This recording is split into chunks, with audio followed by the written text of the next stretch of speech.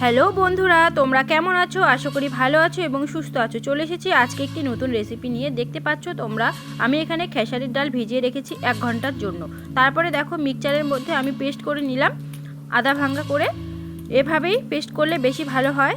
তো তারপরে আমি আবারও পেস্ট করে ভালো করে নিয়ে নিলাম একটা গামলার মধ্যে। তারপরে এখানে দেখো পেঁয়াজ আর কাঁচা লঙ্কা কুচি করে রেখে দিয়েছি। আর এখানে লবণ আর হলুদ দিয়ে পেস্টের মধ্যে ডালের তারপর দিয়ে দিলাম কাঁচা লঙ্কা আর পেঁয়াজ দিয়ে ভালো করে মেখে নিলাম। তো মেখে নেওয়ার পর 5 মিনিটের জন্য আমি রেস্টে রেখে দেব। তারপরে আমি এখানে কড়াইয়ের মধ্যে তেল বসিয়ে দিয়েছি। তারপরে বড়ার আকারে ছোট ছোট করে আমি দিয়ে দিলাম। তো দেখো বড়াগুলো অনেকটাই হয়ে গেছে, কালার ধরে গেছে, আমি নামিয়েও নিলাম। তো আজকের ভিডিও এইটুকুই। আর এই ডালের বড়া কার কেমন ভালো লাগে অবশ্যই কমেন্টে জানিও। ভিডিওটা ভালো লাগলে লাইক কমেন্ট শেয়ার করে দিও। চ্যানেলকে সাবস্ক্রাইব করে পাশে থেকো। বাই।